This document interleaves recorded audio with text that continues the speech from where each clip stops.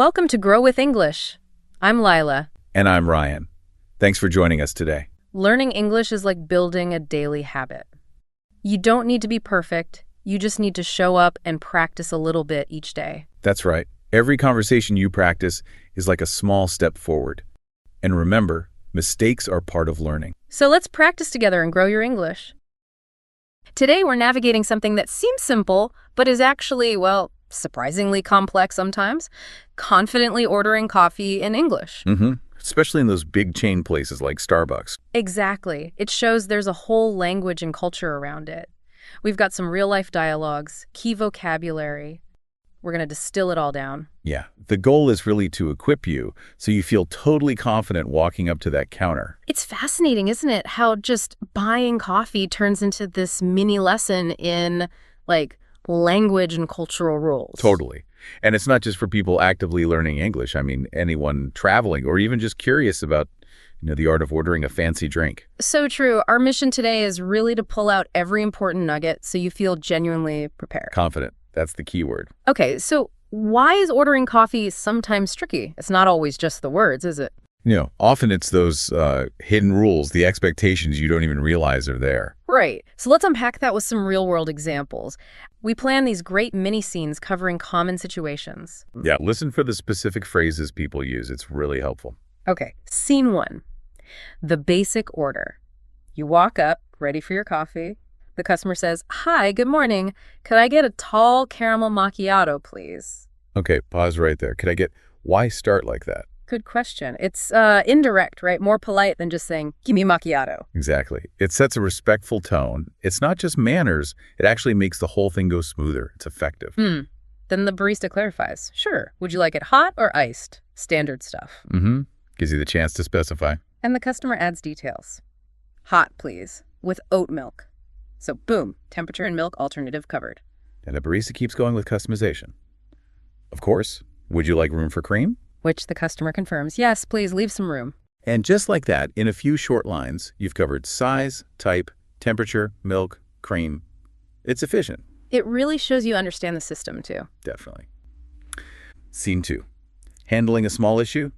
Maybe the cup's too hot. Yeah, happens all the time. You need a sleeve. How do you ask? The customer says, "Excuse me, this cup is a little too hot. Can I get a sleeve, please?" Perfect.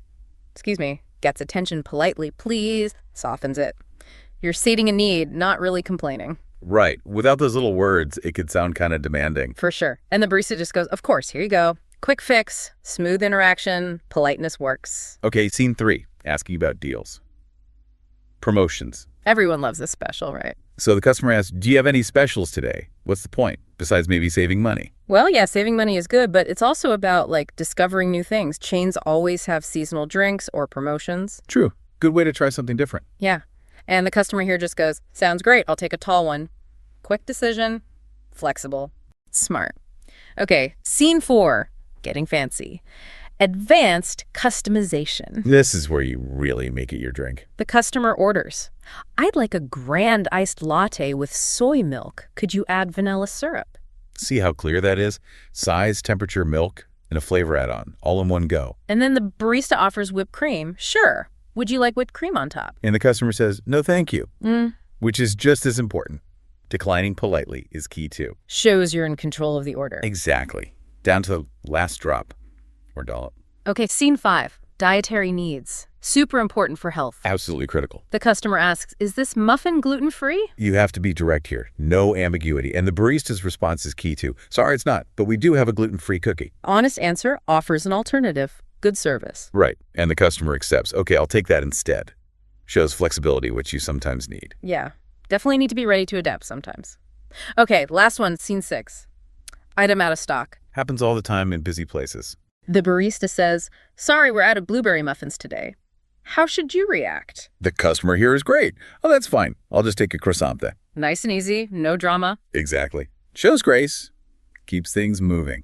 So, across all these, the big takeaway is confidence with the right words, used politely. It's that blend of specific terms and just smooth, respectful communication.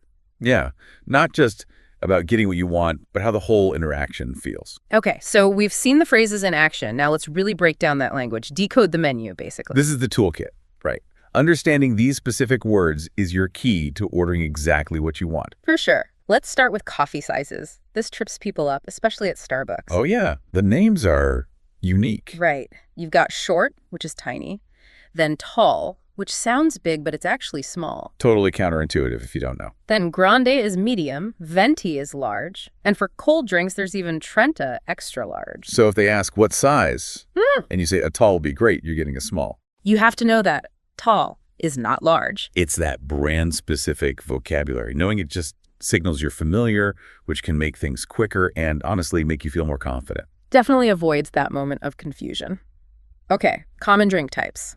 The basics. Your standard menu items? Espresso, Americano, latte, and remember iced latte for cold cappuccino, mocha, caramel macchiato. Frappuccino, we'll come back to that one. And decaf coffee. Knowing the difference helps, right? Like a latte is mostly milk, cappuccino has more foam. Yeah, just the basics help you choose without guessing. Now, customization language. This is where it gets personal. Making it yours. Milk alternatives with oat milk, soy milk, almond milk. Easy enough. Need more caffeine? Ask for an extra shot. Simple. And the cream thing? Yes. Yeah. With room, leave space for cream. Or no room, please. Fill it up. Why is with room so common? Well, lots of people like adding their own milk or cream, right? Control the amount, let it cool a bit maybe. Makes sense. It's practical. Shows how personalized coffee is now. These little phrases give you that control. And then there are those other common items. Little words you need. The accessories. Lid, sleeve, definitely need that for hot cups sometimes. Straw, napkin, receipt. And the person making it all. The barista. Functional words, yeah. You might need to ask, could I get a sleeve? Or do you have straws? Helps you manage the whole thing. Okay, finally, the fun part. Add-ons. Toppings and ingredients. The extras. Whipped cream. Syrups, vanilla, caramel, hazelnut, loads of them. Toppings like chocolate chips, caramel drizzle. Oh, Endless possibilities. it really is. It's like dessert in a cup sometimes. Totally. That's a big part of the appeal for lots of people. Now, we'd like to offer you a crucial reminder about politeness. Instead of just saying, give me a coffee. Which sounds pretty demanding, yeah. Always use those polite phrases. Could I have a latte, please? Or may I get a tall Americano? Why does that politeness matter so much? That's such a key point.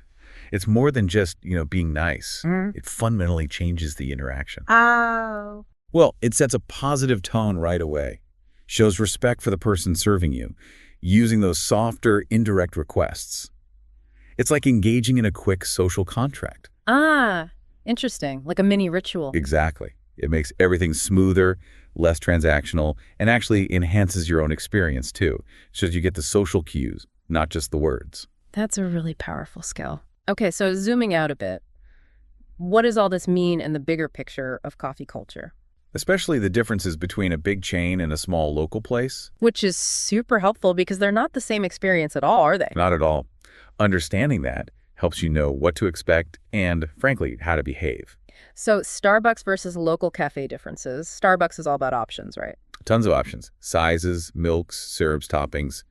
Highly customizable. Build your own adventure almost. They've built their whole brand on that kind of personalization. But then you go to a small local cafe. And the menu is probably much simpler. Latte, cappuccino, Americano, maybe a couple of others. Right. More traditional, less focused on, adding 10 different things.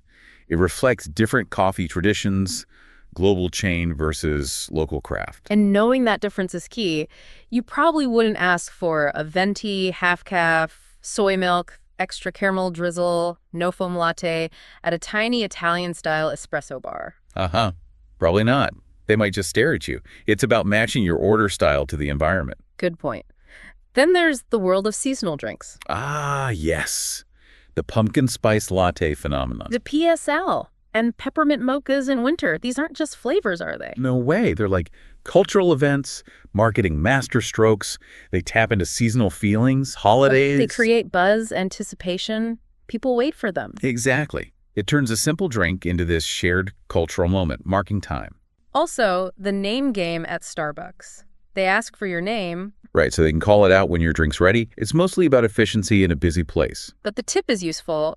If your name is tricky to spell or say in English. Just give a simpler common English name, like Ben or Sue or whatever. Why?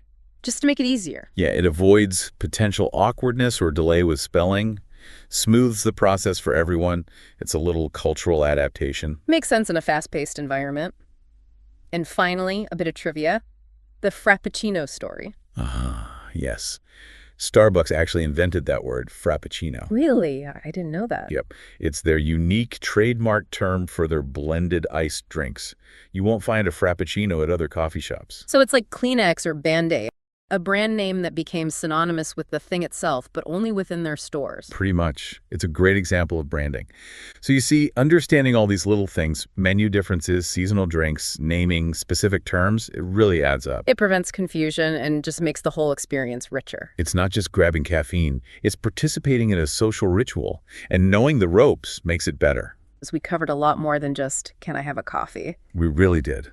From basic phrases to complex customizations and even cultural context. So hopefully you now feel much more armed with confidence for your next coffee run, whether it's a giant chain or a cozy local spot. You know how to navigate it, how to ask for what you want politely and clearly. And it makes you wonder, doesn't it, how many other everyday things like ordering coffee are packed with these hidden linguistic and cultural layers? That's such a great question. Think about grocery shopping, asking for directions, interacting in any service situation.